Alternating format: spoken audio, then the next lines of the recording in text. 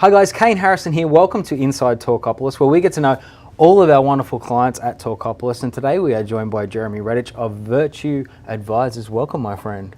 Thank you so much. Good to be here. Mate, we're so thankful for you guys coming on board, and we look forward to working with you. We're going to be conducting some seminars and some other things. We're going to get to know you a little bit first and foremost. Tell me about how you ended up in Nashville to start with. Yeah, that's a funny story. My parents, we lived outside of Detroit, Michigan.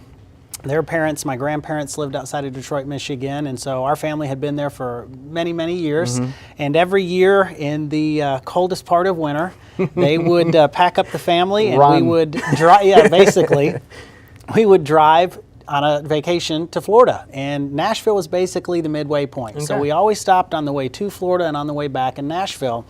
And when my oldest brother was a senior in high school, my parents said, when he graduates, we're moving to Nashville, Tennessee. Wow. No family here, actually didn't have his job lined out. And sure enough, we moved to Middle Tennessee, and I was a young guy. That was back in 1988. They bought 11 acres of land, about 30 miles north of Nashville. Mm-hmm. And a little bit of culture shock. I went from a high school that had more seniors in it than we had from K through 12 at the school that we moved to. So a little bit of a culture shock, but a great one. Love Middle Tennessee, travel a lot of places, and love calling Nashville home. So it surprises me that you picked Nashville over Florida. I mean, that beautiful surf down there. Surely Sure. As kids, you guys were like, Mum and Dad, come on. Sure. Well, for me, I was at that age, I wanted horses and animals and outdoors, so Nashville was right up there at the top for me. Now, I know you've got a great story. We've talked about it before around your boardroom table out there at your fantastic offices, but your dad was in finance, Yes. but you've got a great story as to how you kind of got into it. Now, your dad obviously led the way and taught you guys some fantastic things, but you are an entrepreneur as well. I know that, with an entrepreneurial mind that started from a young age. Tell me about the story where your dad used to give you incentives to point you in the right direction. Yes. I love it. He's a wise man, and he knows that sometimes you have to give that carrot, so to speak, especially to get younger people to act on savings and putting money back. But my father has been in the financial services industry for many years, and growing up, there was a lot of times on Sunday afternoons after church where he would sit us down and go through a financial planning workbook and just teaching us the basics of finance, because that's something they really don't teach in school. Mm-hmm. They'll have economics, but as far as a checkbook and what is credit and what is a retirement account and why is compounding interest so important. So he incentivized us if we'd open up an IRA, me and my two brothers, and for every dollar we'd put in that retirement account, he'd match it with 50 cents. So he definitely put a carrot out there for us, and I tell people all the time at seminars or on one-on-one meetings, and as I shared with you, ironically enough, I actually had my first IRA before I had a driver's license. I know, it's crazy. Yeah. And so you, having said that, I think you told me you were 14. Was that about the right time? Yeah, that's right around the age. Yeah, 14. Yeah. But the interesting thing I know also is that you didn't come out of school and go directly into finance. No. I think this is where the entrepreneurial characteristics come into it. Talk about what happened then. Yeah, so I after high school, during high school, I farmed year-round. It was fantastic learning experience, very hard work, enjoyed it, and it also taught me a lot about, I think, my work ethic, to be honest with you. So I really value those years, some great times I had. But when I got out of high school, I went on into landscaping. And in pretty short order, I worked my way up to what they called a production manager. Mm-hmm. So basically, what that meant for me is I didn't have to run a weed eater or a lawnmower anymore. I was actually all the heavy lifting. Yeah, all the heavy lifting. I was able to go out and mainly deal with people on the commercial side. I had commercial accounts I would maintain, and then I would go out and try to establish new commercial accounts. So I was a young guy making a pretty good living. I had a company truck, company phone, insurance, the whole 9 yards, and I just saw that I knew there was more for me out there that I wanted to experience. So I called my father and said, hey, I want to get with you.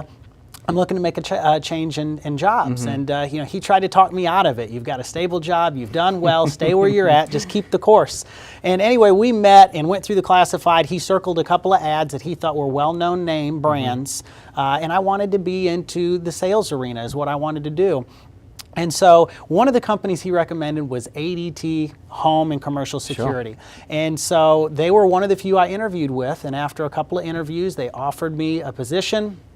I put in my notice and went over to ADT. So it was a big learning curve, but I was able to adapt pretty quickly. And I did really well at it. So well that one of my closest friends that I still work with now, you've met James, he saw how well I was doing, and he transitions jobs, careers, if you will, and he followed suit and went over to ADT as well. Sure. So we did that for a period of time, and as I shared with you, we thought, hey, we should get our own franchise. Well, let's back up the story a little bit because someone's glossing over something. In that very short period of time, you become one of the top salesmen in the country, I believe. Yes, we did. We were ranked among the top sales people and a top percentage of salespeople in the authorized dealership. So we were pretty proud of that, and that's really what we looked at, how many units we were offering and bringing in the door a month collectively, and we said, hey, we can do the math on this. If we bring on a couple of sales reps, and even if they only did a portion of what we're doing,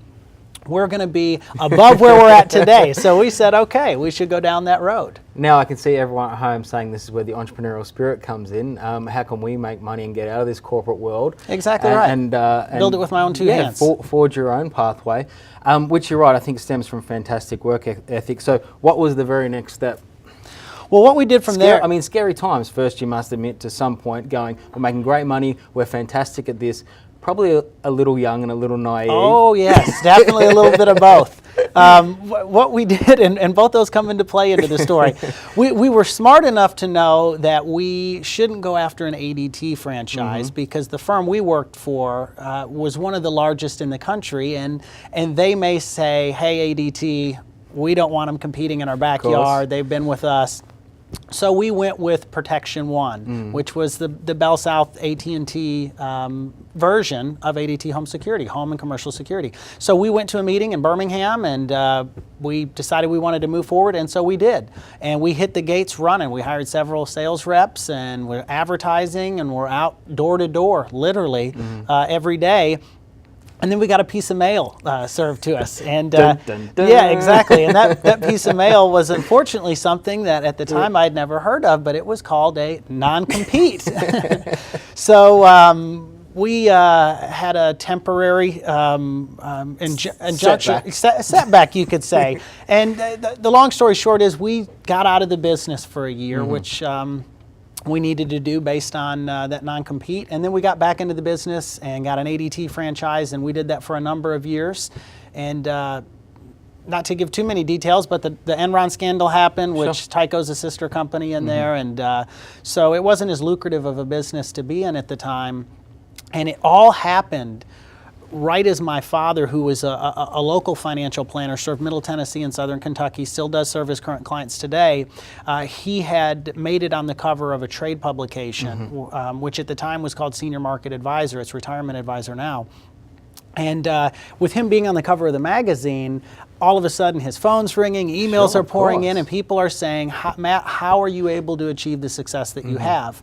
And so he launched a national company that instead of here locally where he worked with individual investors and pre-retirees and retirees, he had a national firm that he worked with and mentored independent financial planners all across the country.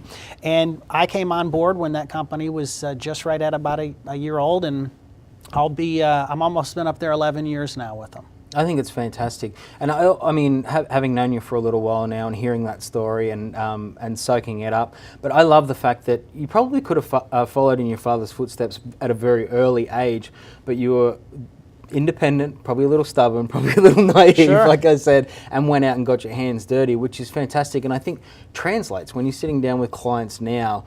You know, you're probably on the younger side of someone to be in your position, so you know, to be able to earn the respect of some people. I think they love the story when they know that you've gone out and got your hands dirty and done it the hard way. And now you've built an incredible success story with some fantastic clients that are underneath you. We're going to learn a little bit more about Jeremy and his story. He's in Nolensville. He's got a beautiful wife when we come back on Inside Talkapolis.